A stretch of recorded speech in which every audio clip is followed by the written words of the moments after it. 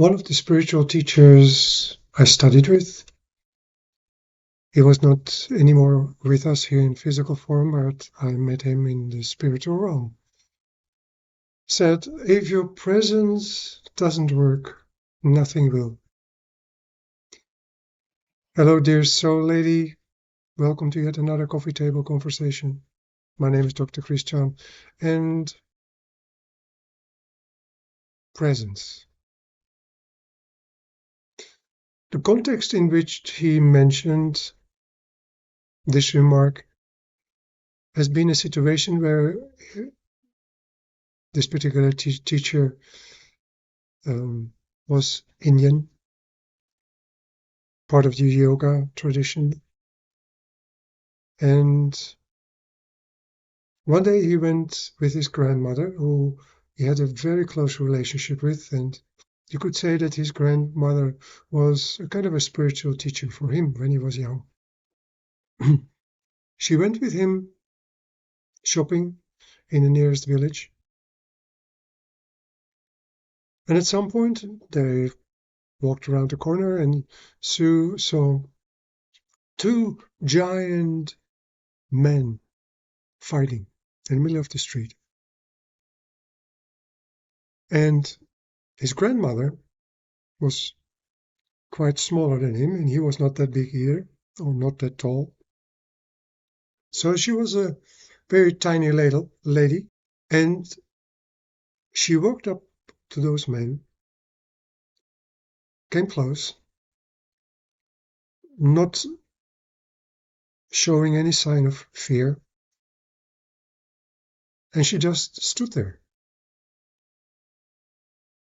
saying nothing, doing nothing.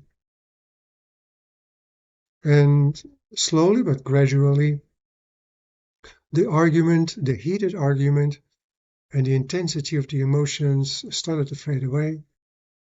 And at some point, they turned their back on each other and went their own way. Done. Solved. He witnessed this as a young boy, and it was mind-blowing. He was very, very impressed. And he actually didn't understand what the heck happened. So in walking back to wherever they came from, he started to ask, Grandmother, what exactly did you do? And that was her answer. If your presence doesn't work, nothing will. And that stayed with me, that story and that remark, because presence is something that I'm very much involved with. Presence is something that I really cultivate and wish to enhance and becoming more present, because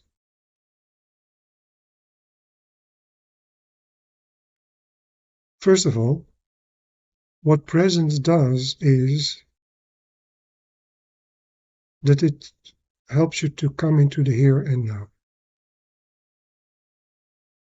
where past is past and future has not yet happened, and noticing what's happening here now, outside of myself, but also inwardly, and that is perhaps the most important part, to be the observer, the journalist, with curiosity, turning my eyes inward and look, see, sense what's happening there. And that brings me to number 2, because whenever something happens, we cannot control what is actually happening, but what we always can control is how we deal with the situation. We can either react, poof, or we can take a breath and count until 10 and then respond. And it is in this moment of responding, in these 10 counts of waiting, It's presence, it's the presence that quickly analyzes the situation and sends into the situation, and therefore is much more accurate, much more effective, and much more beneficial in the responses you have to it, you give to it. And there's also some other very important thing about presence, and that has to do with wounds, with pain, with suffering, with everything that makes you unhappy. I've been trained as a healer, but that's another story in itself. I didn't want to be a healer, and occasionally like people who were clairvoyant, for instance, and had this extraordinary capacity, they then looked at me and said, you are a healer. And I said, thank you so much, and but no, thank you. And then I left it. So again, there's a whole other story to it, but what I do notice, and what I have been taught, and I can completely confirm, 100% confirm of the truth of it, the only moment where true healing can occur is here and now.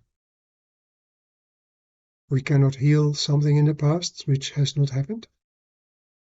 We cannot heal something in the future because it has not happened yet. The only thing that we have the opportunity to heal, whatever is bothering us, whatever is painful, whatever we suffer from, is being present to what is here and now, and to feel what wishes to be felt, and to see what wishes to be acknowledged. And particularly the feeling part is important, because feelings is the glue that makes certain events that happened in the past stick. It's the unprocessed feelings that make those events reoccur, like a hamster on a hamster wheel. Time and time again comes the memory. Oh, there's the memory again, and oh, there's the memory again. When the feelings are felt, the glue disappears, and the memory starts to fade away and doesn't come back anymore, or that not that often. There's also in this expression, feeling it is healing it. So with these three things I would leave you with, and would like to leave you with, and thank you for being here, and hope to see you at one or another coffee table conversation. If there's something like you wish to share, something that touched you, that came up for you listening to this conversation, if you have a question about it, if you would like me to speak about something else, like a theme that is close to your heart or in front of mind, and put it in the comments. I read them all, and then I can see to weave it in one of the next coffee table conversations. For now, I wish you a wonderful day, evening, or if you're about to go to bed, sleep well, and hope to see you at another conversation again. Take care. Bye for now.